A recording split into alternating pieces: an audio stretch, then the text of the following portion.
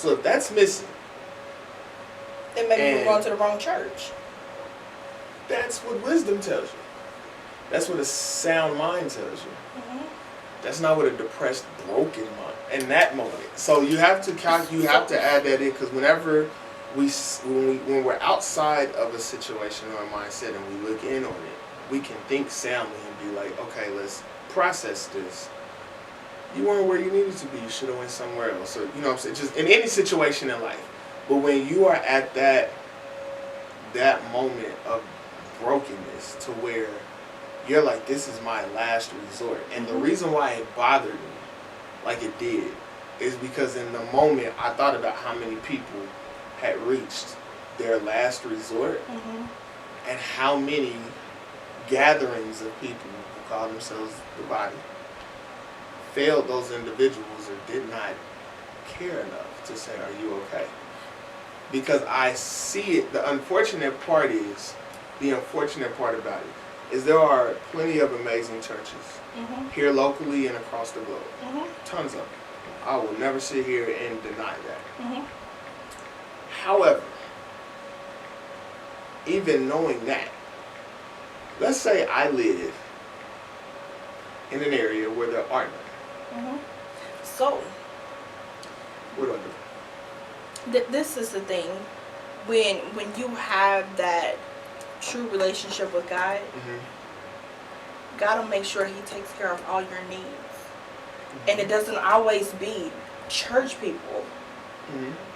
And see, and that's the thing.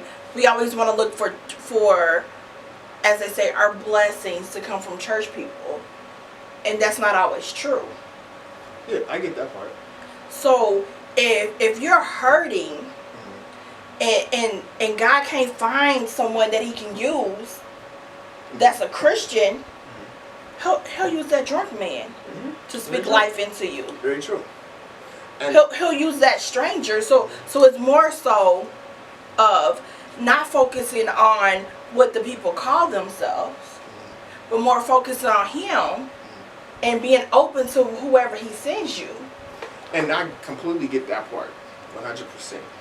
But that's where a lot of times we fail as believers, because we're looking that our help can only come from like-minded. Because I haven't encountered anybody necessarily with that mindset. I know that there are people like that who feel that. And I say that because, you know, when you walk into certain churches, and if they don't know you, they're not welcoming to you. You have a lot of churches that have cliques, and if you're not in that clique or you don't have nothing valuable to them, then they'll walk past you like you don't matter.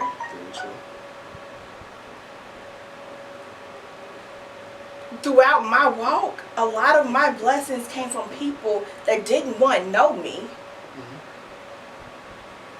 and when always a believer. And I completely get all of that. That is one of the resolutions. Right. But so my thing is, when I changed my perspective looking at the people and started focusing on God, because we know people, they're human.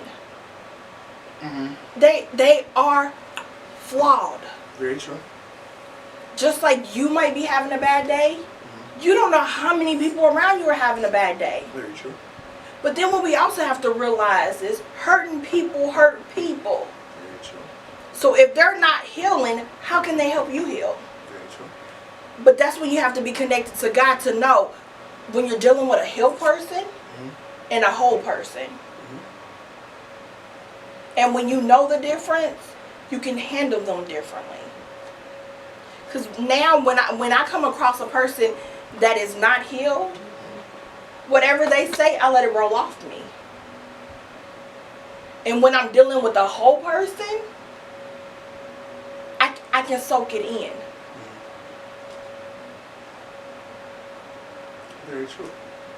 I 100% agree with everything you're saying. I have one slight, not even disagreement with what you're saying. But it took me getting to my broken place to look for God only. I get that. How the thing that what I take issue with, and uh, yeah, what I take issue with is all of that is true. All of that is also used by a scapegoat by the very people who are the culprits of what's going on. If you call it'd be like if I called myself the mayor of this. If I had the title mayor of Kansas City, to whom much is given, much is required. Correct. If I am going to assume the position, then I assume the responsibility. If I'm going to assume the position of pastor, if this flock, if this body is going to assume the position of being a representation of God and calling themselves a church, then there is responsibility that supersedes your mood and what you're going through. Period. Right now, I'm going through more right now than You can say that. I'm going through more right now than I have in at least a decade. I can think of only 2 other times in my life that I've been going through at least as much as I'm going through right now. I still have a responsibility to the people around me that supersedes whether I feel it or I don't. And if I'm not going to live up to that responsibility, then I need to step down from the position that I chose.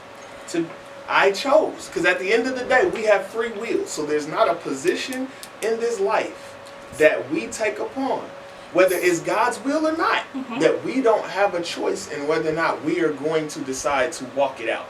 God gives us that decision. But I will say this. In some situations,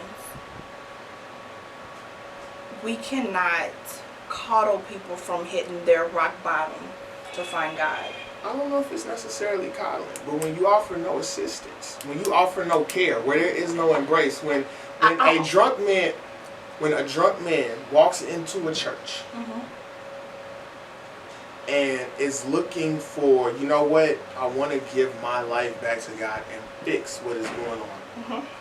And he walks into that church and cannot get what he needs. There's nobody that lifts their hand to, you know what, That's a problem. That's a huge problem. It happens too often. When I walk into a church as the youth pastor of that church or as a member, and I'm going through one of the most difficult times in my life, and I get no help, I get no sort of counseling, I get no anything, period, and I know person after person after person after person after person after person after person with the same story. If you're not tied in and connected as far as in a clique or didn't grow up there, then it's kind of like you got to basically be up there, rip your clothes off, begging and screaming for somebody to help you. And I'm not talking about financially. I'm talking about, can you pray with me? Another issue I have, while we're talking about it, is I understand the times that we live in. I understand how bad it is.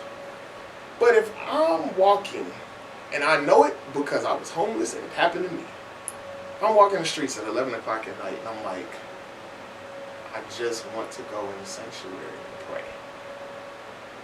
And every church I walk up to, the doors are locked. If I didn't have the relationship with God that I had, so you can't go there because of the world that we live in. Everybody don't respect the house of God. Whether they respect it or so we close everybody out because some don't. No. But what I'm saying is there's a reason why at 11 at night the church door is locked. So we close everybody out because some don't respect it? No. That's what happened. No. So again, it all is based on that pastor in that church, whether they want to leave their doors open 24 hours or not. But the times that we're living in, there are people coming in the church and shooting people up. And they're doing that in the middle of the day. Exactly. But what I'm saying is, you have to use discretion and wisdom. Okay. You have to worry about the safety of your people, because at the end of the day, as much as we don't want to recognize it, churches are looked at as businesses. So if that's the first problem. But that's how the government put it. It's a company. A church is a non-profit organization. So you choose whether you fall underneath the government's guidance or God's. So this is the thing. I've heard so many times when people come into the church, and they don't have the right intentions. Mm-hmm. Fall in the bathroom, sues the church. Okay. One counseling from the pastor, and then says that he touched them. Very true. Oh, that's true. And so I'm not defending, but I'm just pointing out that because of the world that we live in and how people have become so cold to the church, the church has to be cautious on how they move. I understand being cautious, so have more people there. There's plenty of other. Well, hold on, because wait, because there's plenty of other organizations that are IHOP. It's 24/7. So let's talk about that. Do we really want to talk about that? Let's talk about it. Okay, so with IHOP,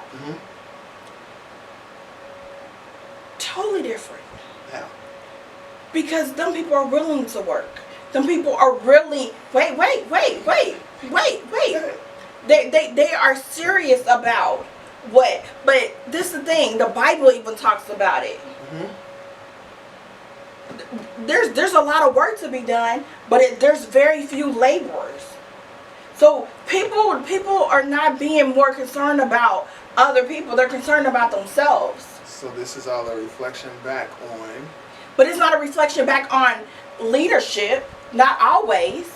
Because you have plenty of pastors that go above and beyond, and the people just use.